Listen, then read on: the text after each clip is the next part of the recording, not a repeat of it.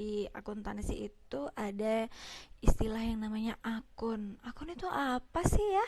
Nah, akun itu merupakan catatan akuntansi individu dari kalau ada kenaikan dan penurunan dari mau itu aset, kewajiban, ekuitas, modal gitu ya, saham, pendapatan atau pengeluaran tertentu. Jadi akun ini tempat untuk mencatat kenaikan dan penurunan dari suatu eh, catatan akuntansi, baik aset, kewajiban, ekuitas atau saham, pendapatan atau pengeluaran tertentu lah gitu. Jadi akun ini punya dua sisi, sisi kiri dan sisi kanan. Nah, sisi kirinya itu adalah sisi debit dan sisi kanan itu adalah sisi kreditnya gitu ya. Nah, kalau kita gambar ilustrasikan dalam bentuk T seperti ini, ada dua sisi ya. Ada sisi debit, kemudian ada sisi kredit gitu. Nah, di atas ini ada nama akunnya. Oke. Nah, debit dan kredit. Sebenarnya debit dan kredit ini adalah prosedur yang bisa menginputkan kenaikan atau penurunan ya. Jadi bisa diinput ganda gitu ya untuk debit dan kredit, tapi diinput di debit dan di kredit ini itu pas kita mau buat jurnal ya. Jadi kalau misalnya kita input data di debit, jumlahnya juga harus sama dengan yang ada di kredit karena setiap transaksi itu harus mempengaruhi dua akun dan menjaga agar persamaan akuntansinya itu tetap seimbang.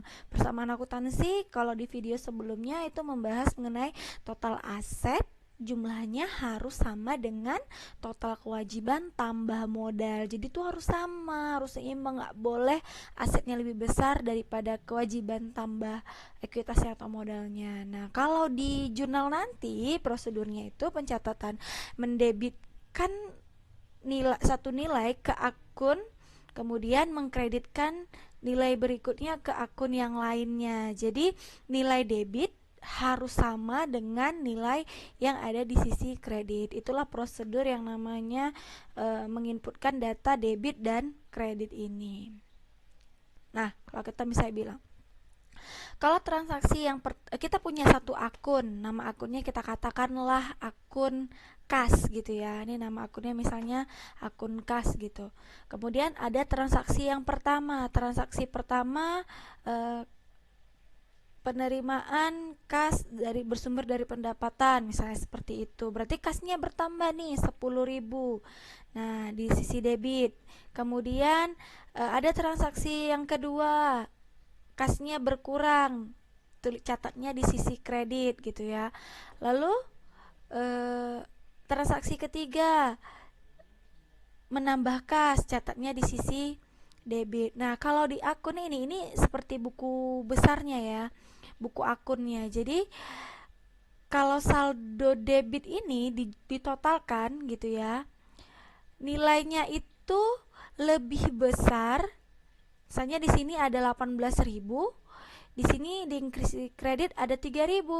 Maka saldo ini menjadi saldo debit. Jadi kalau akun, jika nilai debitnya lebih besar dibanding sisi kreditnya, maka akun itu memiliki saldo di debit gitu. Nah, kebalikannya, jika yang nanti diinputkan di jurnal nanti kan mau diposting ke buku besar. Nah, di buku akunnya ini saldo kredit itu lebih besar dibanding saldo debit. Maka saldo akhirnya itu menjadi saldo kredit gitu ya. Jadi kok kredit lebih besar daripada debit, maka saldonya itu jatuh ke saldo kredit. Akun ini saldonya saldo kredit gitu.